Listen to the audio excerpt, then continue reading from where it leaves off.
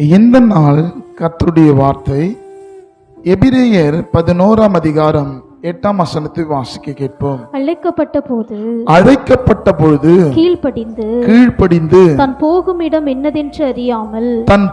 இடம் இன்னதென்று அறியாமல் புறப்பட்டு போனான். எனக்கு அன்பான தேவ பிள்ளைகளே, விசுவாசத்தின் தந்தையா இருக்கிற ஆபிரகாமுக்கு கர்த்தர் கொடுத்த வார்த்தையை நம்பி கர்த்தர் சொன்ன வார்த்தையின் பிரகாரமா நடந்ததுனால கர்த்தர் வைத்திருக்கிறதான ஆசீர்வாதங்களை பெற்றுக்கொண்டான்.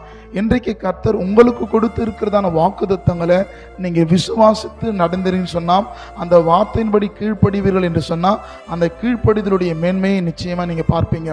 எனவே ஆபிரகாமை கர்த்தர் ஆசீர்வதிக்க முடியும் சொன்னா, இன்றைக்கு அவரை விசுவாசிக்கிற உங்களையும் கர்த்தர் ஆசீர்வதிப்பதற்கு உண்மையுள்ளவராய் இருக்கிறார். ஆமென்.